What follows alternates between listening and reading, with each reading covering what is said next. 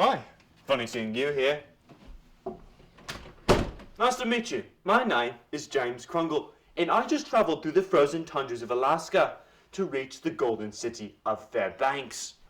You might be wondering why I traveled so far. And the answer is quite simple, really. Gnomes. Yes, that's right. Gnomes are possibly, in fact, may be real.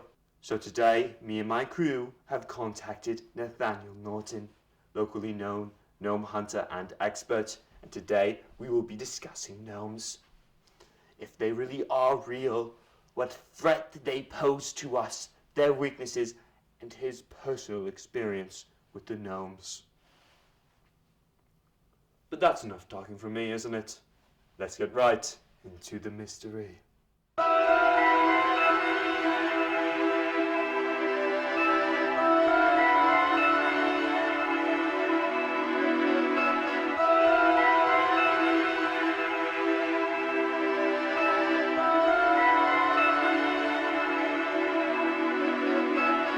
Thank you so much for coming, Mr. Norton. I'm going to be asking you a few questions about these gnomes. Are you ready to answer? Yes. Okay, let's begin with the first one. Obviously, are gnomes real?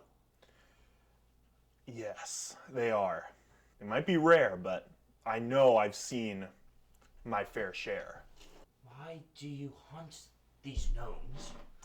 I mean, the reason kind of depends. It kind of changed throughout the years. Me and my brother, sometimes we would hunt for sport, sometimes it'd be for money, but, the reason for me has always stayed the same. I just hate those little guys. What was your first gnome encounter? So when me and my brother were 6, we lived in this little suburban neighborhood in Midwest America, and we had this little outdoor pool. And it was a nice little kiddie pool, right? One of those rubber pools that you fill up with water from the hose. And when we were sitting in this pool, I turned around and I know I saw a little gnome in a little blue vest and a red hat ran past us.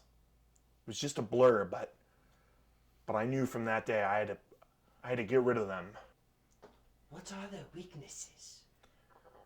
Well, kind of depends on the type of gnome you're hunting, but typically we just get a really, really big, heavy hammer or other type of blunt object, and usually you just squish them, and that does the job. But, well, let's see, sugar, salt, pepper, those things usually irritate them, and red pepper flakes, I usually just steal as much as I can when I go to any restaurants or pizza places. You just throw a little bit, sprinkle some onto them, and if that doesn't send them into some kind of anaphylactic shock immediately, then you're still going to stun them a good bit. Maybe give them a stroke. That's usually my method. Fascinating. So, hammers and spices is usually how you hunt them, yes? Yeah. Usually, you use the spices first just to shock them or stun them, and then when they're vulnerable, you just Right like that. I don't want to make the sound. It's a little gruesome, but Is it like a... it's just it gets everywhere. It's messy. Oh. Yeah, it's terrible. Kind of like tomato paste? Kind of like tomato paste. These gnomes, are they intelligent? Well, it's a little bit more complicated than that. See, like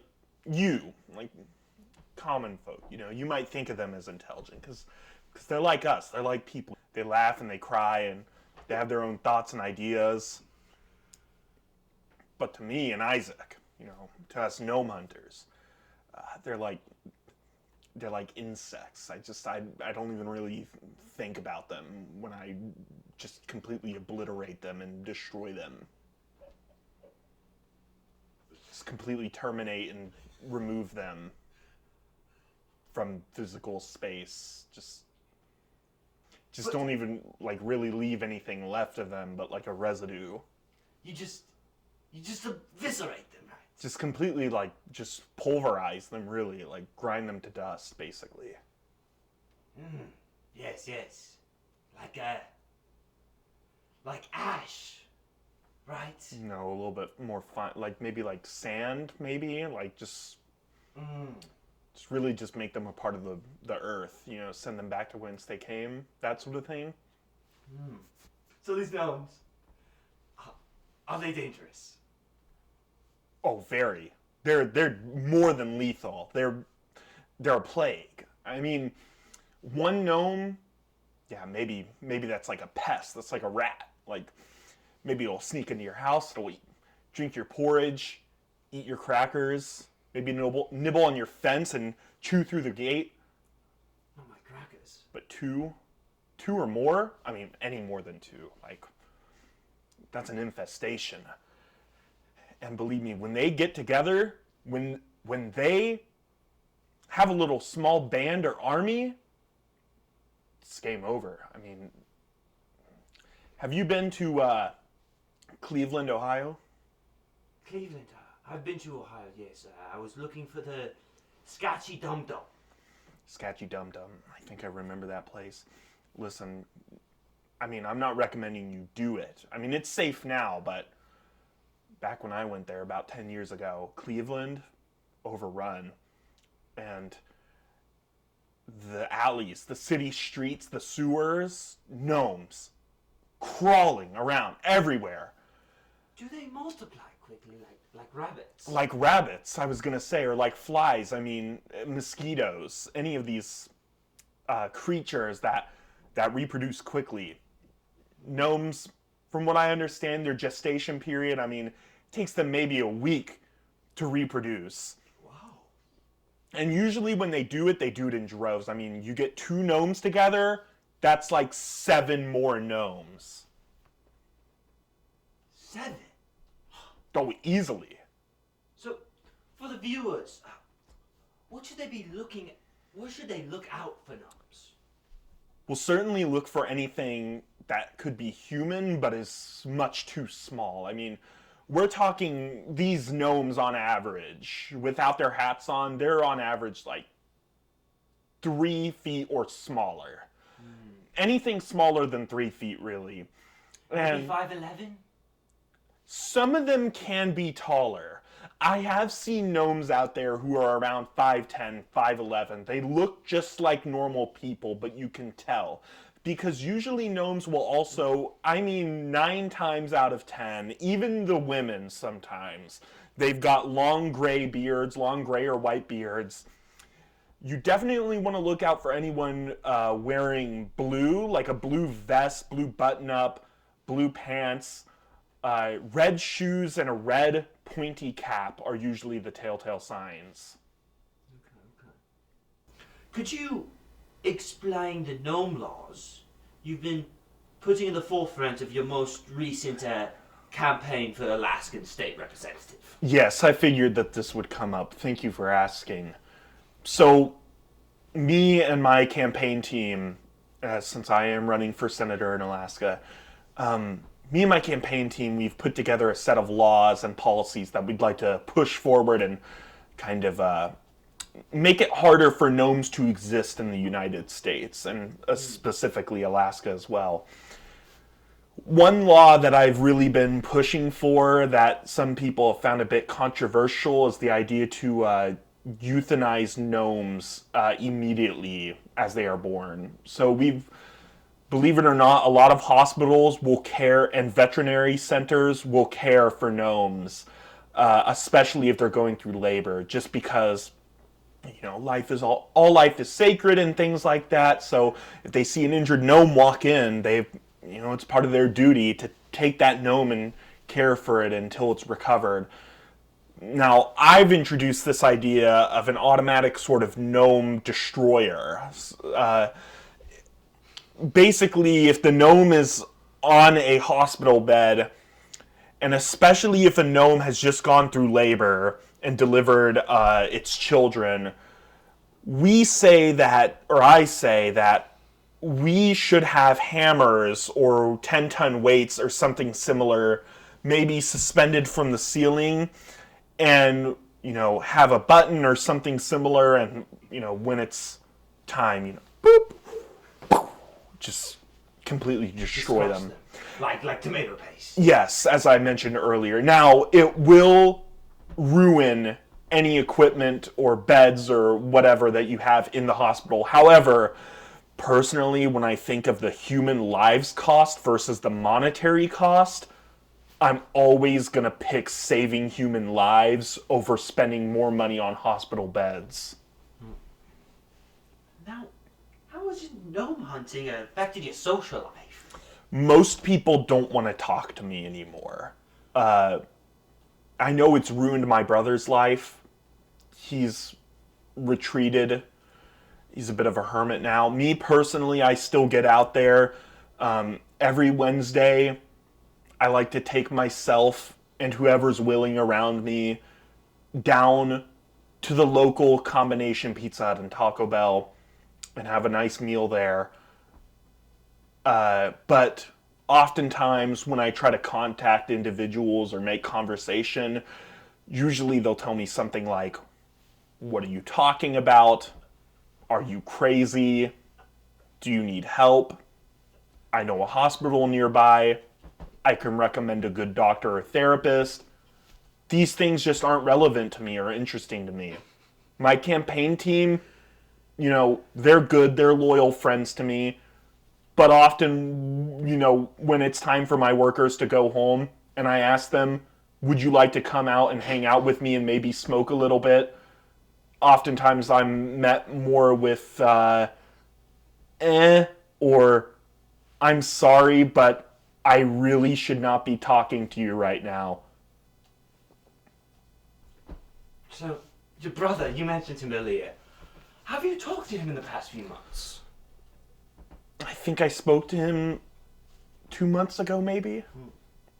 Because recently I have this video of him running naked in the streets, holding a banner that says, "Pixies are real!" And he was shouting that phrase again and again.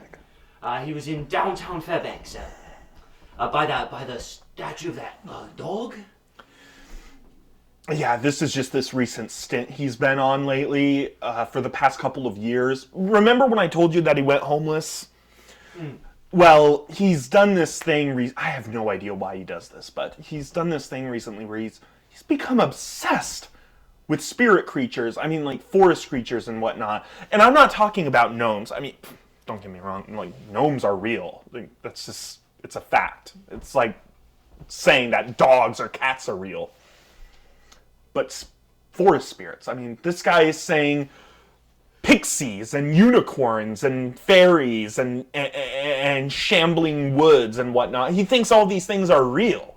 And I'm trying to tell him, there's no druidic spirits or wandering grass creatures and awakened bushes and what. I'm like, these things, they're crazy. They're not real. They're a fantasy. He has this idea for tearing down the woods, like a whole like deforestation kind of act. Like, he wants to destroy the woods and tear down the forests and replace them with large Walmarts and shopping centers and parking lots that span the whole length and width of these, natural places, because he thinks, the less woods we have, the less wooded spirits we'll have. What do you think of his idea of getting rid of all the forest and replacing it with Walmarts and shopping centers? If he wanted to do it for something noble, like getting rid of all gnomes, I could respect that. But for something so lawless and clearly fake and delusional as getting rid of forest spirits, I mean, hey, I don't like gnomes as much as the next guy. But Isaac, if you're watching this, you and I both know those fairy creatures aren't real, brother. And worse than that, those little birds and stuff, they need a home too. That was beautiful, Nathan. Thank you. I'm sorry. It's just, You know, I just want my brother back, so we can go hunting gnomes again. Yes, I recently lost my brother to it. Large Can we move Yeti. on to the? I'm sorry. Wait, when you said a Yeti? Yeah, a Yeti in the Himalayas. I'm sorry. You said your brother got killed by a Yeti? Yes, it threw a snowball at him and it crushed him to death, and he suffocated. Why are you laughing? I'm not. That's just the Yetis, though. They're not real. Yetis aren't real. You know, I am a cryptozoologist. Hey, yes, sir. I know. I respect your profession very much, but they're not real. They're not. Your brother died, probably in a skiing accident. I saw the Yeti throw a snowball at him. It was about 3 meters wide, 3 meters tall. The Yeti or the snowball? The snowball. The Oh snowball. my God! It consumed him. The snow was a perfect combination of hard and wet, and it pretty much just enveloped him, And he got stuck in it and died. he got stuck in it and he died. Dear God. So I assure you, Nathan, Yetis are very much as real as gnomes, though we can both agree that Don't forest you ever spirits... say anything like that to me again. I'd like to move on to the next question, please. Of course. What would you do if you saw a gnome right now? Fine. Why do you ask? Look behind you.